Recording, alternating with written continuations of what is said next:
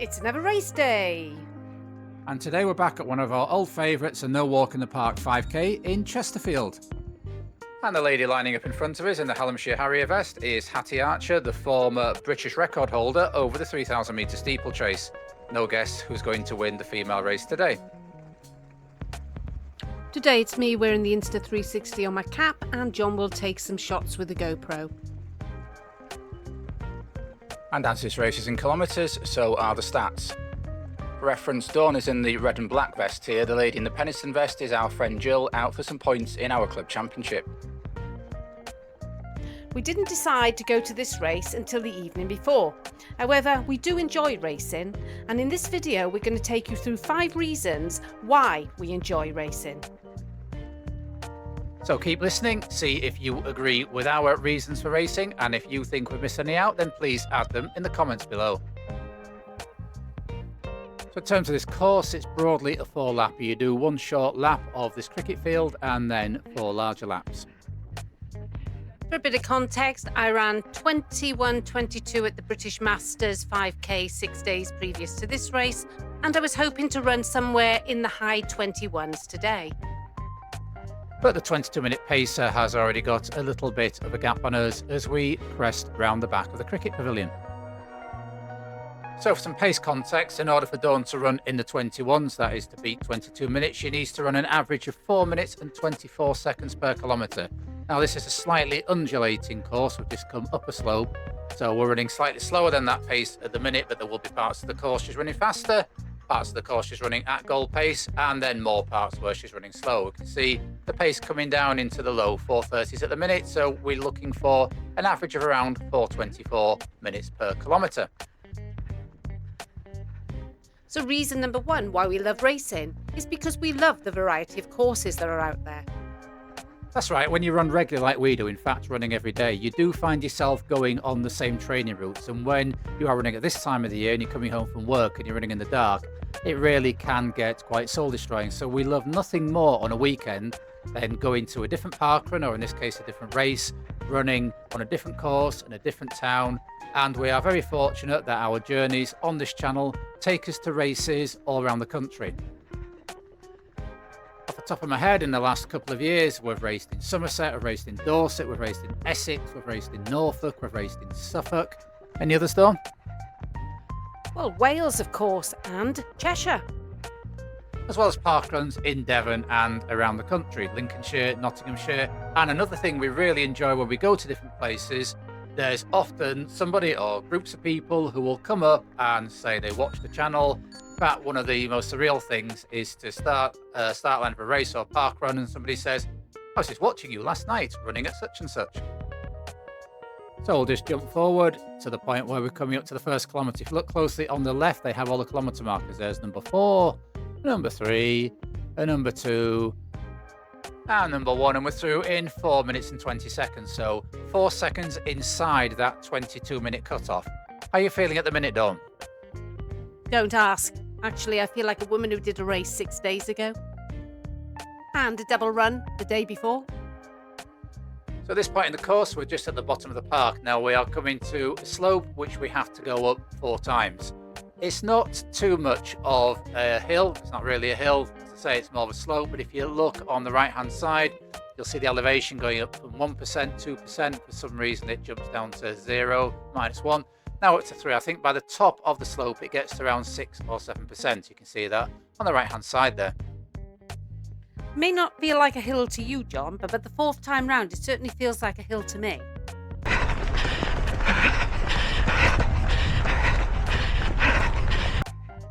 Yes, I can hear those effort wheezes starting to build up 1.2k into this race. So as I get to the top of this hill and I remind myself that I have to go up it for another 3 times, maybe now is the time to remember why I actually love racing. So here's the second reason. Yes, we've mentioned people coming up to us at the start and saying how much they like to watch the YouTube channel. So one of the reasons we like going to races is we just love the running community. Yes, this is a race put on by a running club, North Derbyshire Running Club, and as we've done this race regularly, we're on good terms with many of them. We see them at other races, we follow them on Strava, they follow us on Strava.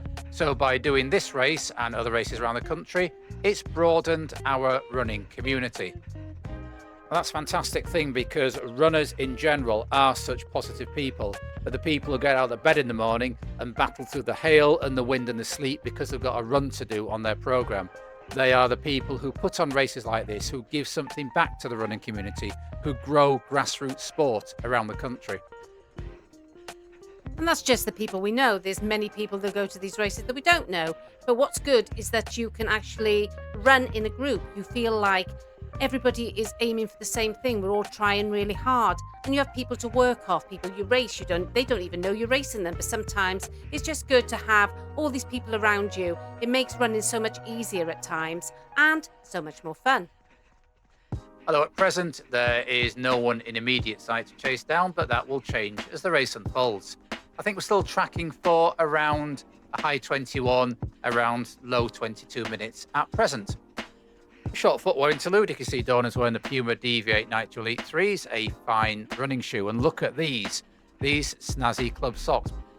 So the great reason for going to races is so you could rep your club kit, including those socks. And we get ourselves down to the 2K marker, which is coming up. Remember, on the left, we go past number 4 first, which is just around the corner. In a minute, I hope. There we go, number 4, number 3, and we are through 2K in 18:49. And remember, we need 4:24 pace for 22 minutes. So Dawn is 1 second outside that. So currently tracking for a 22:01. Roll forward and check in at 5K race effort at the top of the hill for the second time.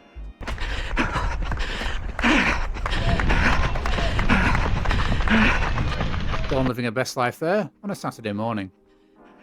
As you just heard from my breathing, you get to push yourself harder than you would probably be able to in training. So yes, when you are in races, you get endorphins from pushing your body to the max.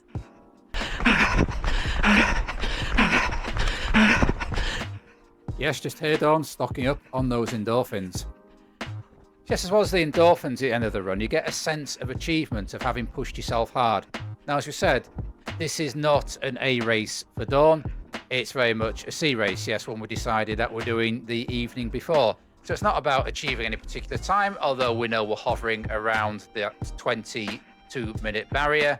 It's about doing something that's worthwhile. It's about getting yourself out of bed in the morning, getting somewhere, and being able to push yourself in an environment where you know it's going to hurt, but you know you're going to get some training benefit from it afterwards too. Yes, I never regret going to a race, no matter how hard it is. In fact, even when I've DNF'd, I still don't regret going to the race because I know I've always given it my best. And that's what they're there for, to go and give your best. Yes, it's very rare there are any bad outcomes from a race. As Dawn said, even the ones that you DNF, you can still learn something from. Perhaps work out why you DNF'd. Were you overambitious? Did you get the short-term preparation wrong? Yes, races are a great way of testing yourself physically. So let's roll forward to the 3-kilometre mark and see what Dawn checks in at there as we cross those railway lines from Little Miniature Railway. Never actually seen it in operation, this park, normally because we're here at 9 o'clock on a Saturday morning, but I would like to see it one day. So you can see me checking the watch here. 4 kilometres, 3 kilometres, we're in at 13:18. That's 4:26 per kilometre, so we are tracking at the minute for a 22:06. This is one of the hardest parts of a 5K, when you know you've got another lap to go. At this point, I'm not feeling great and I'm really having to dig in. I'm having to pull on those mental reserves and try to keep myself going.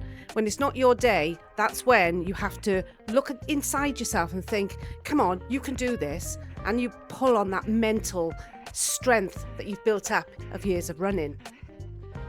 Yes, and that's the fourth aspect of why we love running. It teaches you about yourself. It teaches you self-discipline, self-belief, mental strength. On those days where, like for Dawn, it's not going to be a stellar performance by any means, probably a 6 out of 10, but you can learn that you can keep pushing, you can do the best for yourself on any given day. So let's see what the top of the hill on the third occasion sounds like.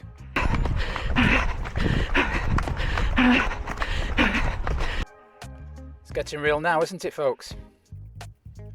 And then onwards to round the back of the cricket pavilion. You can see the cricket ground on the left hand side. I've mentioned in previous videos, but if you've not picked that up, if you are a cricket follower, this is the ground where, out of all the 11,000 first class matches ever played, the highest score ever made by a number 11 batsman was scored here in 1947. Peter Smith of Essex, 163. So if we move the race on a bit, having had quite a few laps with nobody really in sight, Dawn now has people to follow.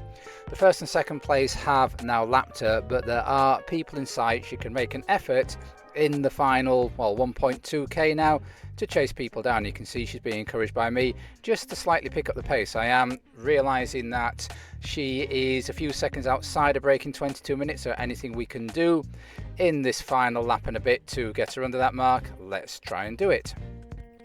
So let's roll forward to where we're just about to pass the 4k mark. It's there on the left, 17:47. That means Dawn has to run a last kilometre of 4 minutes and 12 seconds. That is actually 21 minute pace and quite a big ask. We're also at the bottom end of the park and the finish line is at the top end of the park, so the final kilometre is a net uphill.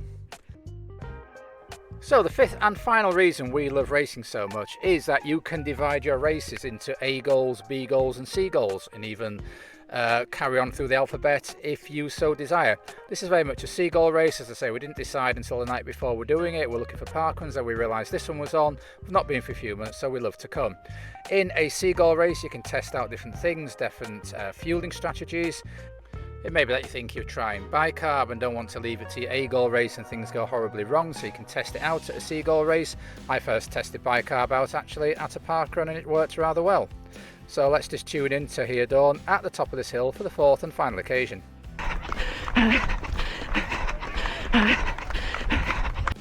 Absolutely sending it there, as they say these days. Yes, it may be that you bought a new pair of shoes, maybe carbon plated, you're not quite sure about them. A seagull race like this, or a parkrun that you use as a time trial, or a race is an absolutely perfect opportunity to try out these things. It might be a different pacing strategy. You might want to go off hard and try and hang on and see how that works out. It may be that you want to, in a 5k, kick on at 3k and see what the effect there is, rather than waiting until you're confident that you can surge and finish. Those of you who saw my recent Battersea Park 5k will realise I ran fairly evenly up to 4k, then absolutely went for it in the final k. It may be next time, if I choose a race like this, I can try and go at maybe 3.5k and see what happens then. So yeah, by having all types of different races over different distances, you can try out and experiment with different things, so when it comes to your A race you can have full confidence in your fueling strategy the night before, your fueling strategy in the morning, your kit and your race tactics. So we'll go around the back of the cricket pavilion for the fourth and final time. We've got around 2 minutes till Dawn's race is over, but if we glance over to our left as we pass here, we'll see Hattie Archer there in the red vest, having finished her race and applauding runners as they come round. As I say, ex-international runner, pro runner, and still in her early 40s, still appearing on the local scene at low-key grassroots races like this. So nice to see her. So circling around the cricket ground for the final time, still a ground used by Derbyshire County Cricket Club, we'll let Dawn play out the last 100 yards or so.